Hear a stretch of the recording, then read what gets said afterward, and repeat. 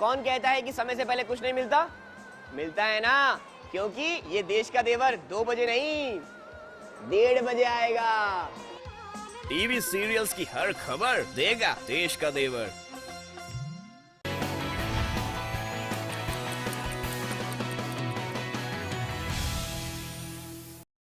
देश दिन भर में आपका स्वागत है। मैं हूं प्रवीण। उत्तर प्रदेश में चुनाव काफी करीब हैं, लेकिन इससे पहले प्रदेश में सत्तारूढ़ समाजवादी पार्टी में सब कुछ ठीक नजर नहीं आ रहा है। पार्टी में पिछले कुछ दिनों से रूठने मनाने का दौर शुरू हुआ है और जिस पर पार्टी की तमाम कोशिशों के बावजूद विराम नहीं लग पा रहा है। राम गोपाल यादव के जन्मदिन के मौके पर भी शिवपाल सिंह यादव की परिवार से नाराजगी साफ नजर आई।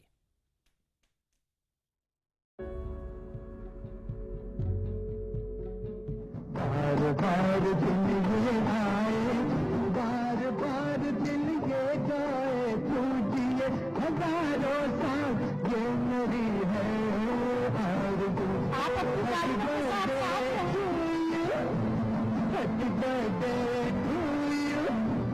गाने के बोल हैं बार बार दिन ये आए, लेकिन समाजवादी परिवार में कभी भी कोई ये नहीं चाहेगा कि ऐसे दिन दोबारा आए। मंच सजा हुआ है, खुशी का मौका भी है, लेकिन दिलों के बीच कड़वाहट बनी हुई है। मौका है पार्टी महासचिव राम गोपाल यादव के हैप्पी बर्थडे का, लेकिन समाजवादी कुनबे की दरारें छिपाई नहीं छिपी। कुनबे में अंतर्कलह की खबरों पर लगाम लगाने के लिए राम गोपाल यादव के जन्मदिन के मौके पर पूरे परिवार को एक साथ एक मंच पर दिखाने की कोशिश की गई। समारोह के लिए पार्टी के मुखिया मुलायम सिंह यादव और मुख्यमंत्री अखिलेश यादव के अलावा पार्टी के सभी प्रमुख चेहरे मौजूद थे। सबकी नजरें शिवपाल यादव को ढूंढ रही थी, लेकिन भतीजे से नाराज चल रहे शिवपाल मंच पर कहीं नजर नहीं आए। दरअसल राम गोपाल यादव के 70वें जन्मदिन पर उनकी लिखी किताब संसद में मेरी बात का विमोचन होना था। हैरानी की बात यह है कि किताब के विमोचन समारोह के लिए बांटे गए इनविटेशन कार्ड में शिवपाल सिंह यादव का नाम शामिल नहीं था। बताया जाता है कि शिवपाल सिंह यादव इस बात से नाराज हो गए। नाराज शिवपाल को मनाने की जिम्मेदारी अमर सिंह को सौंपी गई। वो शिवपाल को मनाकर कार्यक्रम में ले आए, लेकिन शिवपाल मंच पर बैठने की बजाय आम लोगों के बीच नीचे बैठ गए। मंच से शिवपाल को आवाज दी गई। माननीय शिवपाल जी से आग्रह करूंगा, कृपया मंच पे आ जाएं। मंच से एक और आवाज आई। अमर सिंह जी से, माननीय अमर सिंह जी से मैं आग्रह करूंगा, कृपया मंच पे आ जाएं। इसके बाद अमर सिंह शिवपाल को लेकर मंच पर आए, लेकिन दोनों पीछे लगी कुर्सियों पर जा बैठे। शिवपाल जिस कुर्सी पर बैठे थे वो भतीजे अखिलेश की कुर्सी के ठीक पीछे थी। थोड़ी देर बाद अखिलेश के बगल में बैठे वरिष्ठ पत्रकार वेद प्रताप वैदिक ने अखिलेश को इशारों में बताया कि शिवपाल उनकी पीछे की कुर्सी पर बैठे हैं। अखिलेश ने पीछे मुड़कर देखा, फिर उन्होंने पापा मुलायम सिंह यादव को इस बारे में बताया, जिसके बाद शिवपाल और अमर सिंह के पास कुछ लोग गए और दोनों को आगे की पंक्ति में कुर्सी दी गई। अब पूरा परिवार एक ही पंक्ति में था। संदेश देने की कोशिश की गई कि कुनबे में सब सही है। शिवपाल यादव की कुर्सी मुलायम से 5 कुर्सी बाद थी, जबकि अखिलेश शिवपाल से 7 कुर्सी बाद बैठे थे। विवाद के बाद पहली बार चाचा भतीजा एक साथ एक मंच पर थे। मीडिया में चाचा भतीजे के बीच तनाव की खबरों को दरकिरार करने का दोनों के पास ये अच्छा मौका था, लेकिन दोनों के बीच दीवार इतनी ऊंची हो गई, दिल के बीच की खाई इतनी चौड़ी हो गई कि अखिलेश 7 कुर्सियों की दूरी तय कर चाचा से मुलाकात करने नहीं पहुंचे।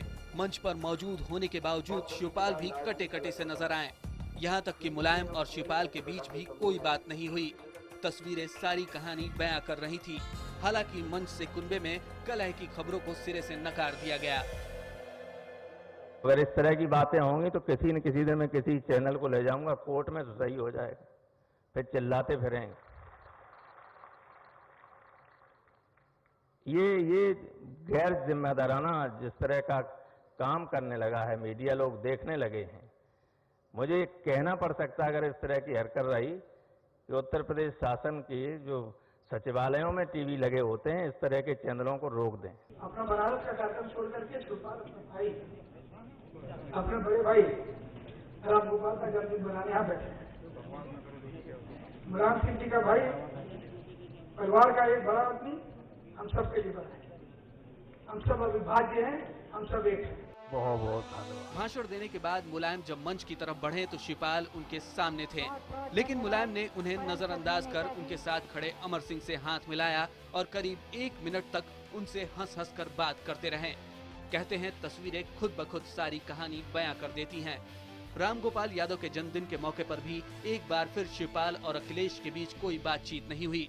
अखिलेश ने बाद में अमर सिंह से मुलाकात करना जरूरी समझा, लेकिन चाचा शिवपाल से नहीं।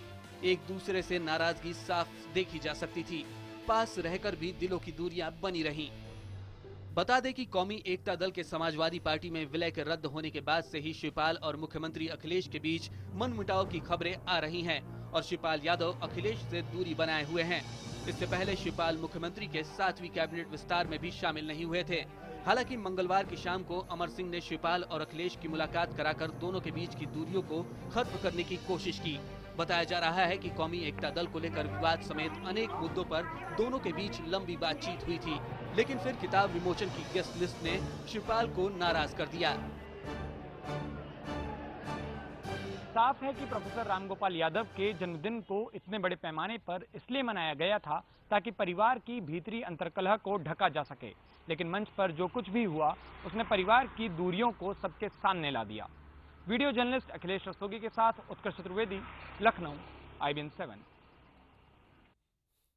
हालांकि सुबह तक कुछ न कहने वाले शिवपाल सिंह यादव ने शाम होते होते अपनी सफाई पेश की और नाराजगी के सवालों पर बस इतना ही कह सके कि उनके लिए मंच पर कुर्सी खाली नहीं थी, इसलिए वो पीछे जाकर बैठ गए। जन्मदिन में होके आए, बधाई दे के आए हैं। भाई आप पीछे बैठे थे, हल्ला हुआ कि आगे नहीं गए। जब आगे सीट नहीं थी तो पीछे बैठ गए और जब आगे सीट खाली हो गई तो आगे बैठ गए। और अब बड़ा सवाल, क्या बिहार में रंगदारी राज लौट आया है? आज ये अहम सवाल हम इसलिए उठा रहे हैं क्योंकि डीआईजी के बाद अब एक विधायक को भी रंगदारी के लिए धमकी भरा फोन आया है। पिछले कुछ दिनों में लगातार इस तरह की घटनाएं बिहार में बढ़ती जा रही हैं। नीतीश कुमार यानी सुशासन बाबू के दावों पर इस तरह की घटनाएं सवालिया निशान लगाती हैं। हाँ, आइए भाई लोग, आइए अपना ये सब। हाँ, बोलो सेठ लोग। यही है नंदलाल का छोटा भाई श्रीलाल। ओह, बहुत अफसोस हुआ सुन के, मगर आप चिंता मत कीजिए, हम आपके भाई को छुड़ाने में पूरा जोर लगा देंगे, ठीक है? 50 लाख का मांग किया था सर, इतना कहाँ से? हम ऑलरेडी कम करा के सेटलमेंट करवा दिए हैं। और वो जो उठाए तुम्हारे भैया को, वो भी तो अपनी जान पर खेल करके सब कुछ है। वहाँ तो इंश्योरेंस भी नहीं तुम्हारे भैया जैसा। ये सीन फिल्मी है। रोटी का पैसा कम नहीं करा सकते हम बस। मगर रंगदारी कुछ इसी अंदाज में मांगी जाती है। कुछ इसी तरह के हालात बिहार में एक बार फिर बन रहे हैं। हाँ बोल। गुड मॉर्निंग बॉस, डिलीवरी हो गया है माल का। ठीक है। ताजा मामला है मुजफ्फरपुर के बरूराज से आरजेडी विधायक नंद कुमार राय से मांगी गई रंगदारी का। विधायक ने आरोप लगाया है कि उन्हें 25 जून को रात के वक्त एक फोन आया और 10 लाख की रंगदारी मांगी गई और रकम न चुकाने की सूरत में जान से मारने की धमकी भी दी गई। कहा गया कि आप 10 लाख रुपया आप दे दीजिए, नहीं तो इसका इंजाम बहुत बुरा होगा। और उसके बाद मैंने उसको फोन को टेप करने की कोशिश किया, उसी समय वो स्विच ऑफ कर लिया। सोचिए, जब सत्ता में जेडीयू की साझीदार पार्टी के विधायक को रंगदारी के लिए फोन आ रहा है तो अपराधियों के हौसले कितने बुलंद हैं। इस मामले में विधायक ने मोतीपुर थाने में FIR दर्ज करा दी है। पुलिस जांच में जुटी है। आवेदन माननीय विधायक द्वारा दिया गया है, जिसमें कि उनसे फोन पे उनको कहा गया और रंगदारी की बात प्रकाश में आई। कांड अंकित कर लिया गया है और उसमें अनुसंधान चल रहा है। इसी बीच मोतिहारी सेंट्रल जेल के डॉक्टर विनय कुमार को भी अपराधियों ने धमकी भरा फोन कर 15 लाख रुपए की रंगदारी मांगी है। डॉक्टर ने मोतिहारी थाने में FIR दर्ज कराई है। मिशन को मीडिया और ये वो 15 लाख रुपया दो, मुझे क्या चीज़ का पैसा होना चाहिए कि हमको आपसे मैंने हम फला काम किए हैं तो आप हमको पैसा दीजिए। वो अपराधी अपना नाम बताया? नहीं, नाम हम नहीं बता पाए। कहाँ से बोल रहा है ये भी बताया? ये भी नहीं। हम रंगदारी का एक मामला सामने आया था, रंगदारी मामला था, उसमें प्राथमिकी नगर थाना में दर्ज की गई। अभी अनुसंधान किया जा रहा है। इसमें ऐसा प्रतीत हो रहा है कि उनके किसी नज़दीकी व्यक्ति जो है उनका इसके अंदर में हाथ हो सकता है। बिहार में अपराधियों के बुलंद हौसलों का एक और मामला देखिए। ये हैं डीआईजी चंद्रिका कुमार। इन्होंने आरोप लगाया कि मोबाइल फोन पर किसी ने इनसे 20 लाख रुपए मांगे और नहीं देने पर परिवार समेत बम से उड़ाने की धमकी दी गई। डीआईजी ने सहरसा थाने में केस दर्ज करा दिया। सहरसा के डीआईजी से 20 लाख की रंगदारी का मामला जैसे ही मीडिया में उछला, प्रशासनिक उठापटक शुरू हो गई और डीआईजी चंद्रिका कुमार का तबादला कर दिया गया। उनके तबादले की वजह साफ नहीं हो पाई है, मगर कहा यह जा रहा है कि उन्हें रंगदारी की शिकायत करने की सजा मिली है। बिहार में रंगदारी के बढ़ते मामलों पर अब पूरी तरह से राजनीति तेज हो चुकी है। विरोधियों ने सूबे में रंगदारी राज की वापसी का आरोप लगाते हुए नीतीश सरकार पर निशाना साधा है। क्या कर रहे हैं नीतीश बाबू? ढिंढोरा पीटते चल रहे हैं, देश दुनिया घूम रहे हैं। अरे अपने राज्य की जनता का ख्याल करिए नीतीश बाबू। बहुत ही बुरी स्थितियों में वो राज्य है की जनता जी रही है जहां भारतीय जनता पार्टी की सरकारें हैं।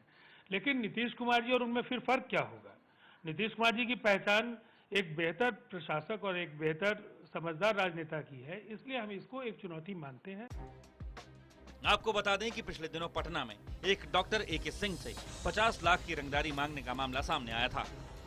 बदमाशों ने डॉक्टर एके सिंह को बिल्कुल फिल्मी अंदाज में धमकी भरी चिट्ठी के साथ जिंदा कारतूस भी भेजा था और लिखा था कि 50 लाख नहीं दिए तो बाकी 5 गोलियां उनके शरीर में उतार दी जाएंगी। पहले डॉक्टर, फिर पुलिस अधिकारी और अब सत्ताधारी दल के विधायक से रंगदारी, जो खाकी वर्दीधारी पर सवाल खड़े कर रहे हैं। ऐसे में क्या माना जाए? क्या एक बार फिर से बिहार में लौटने लगा है रंगदारी का दौर? कैमरामैन अश्वनी के साथ चंद्रमोहन कुमार, पटना, IBN 7।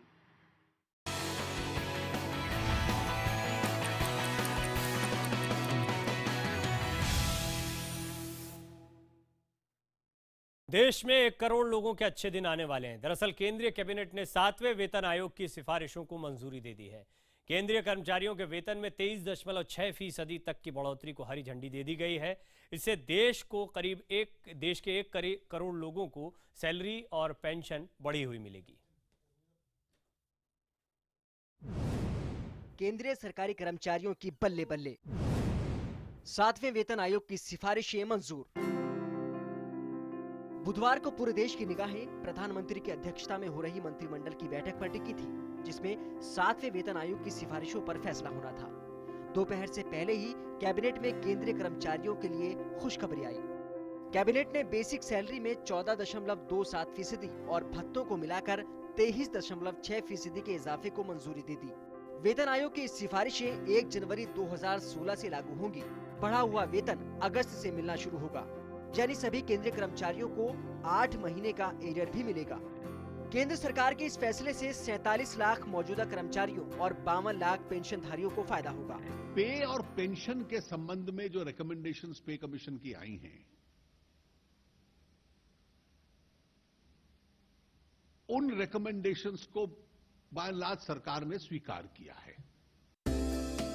इस फैसले के बाद सरकारी कर्मचारियों का न्यूनतम वेतन 18,000 रुपए प्रति महीने होगा।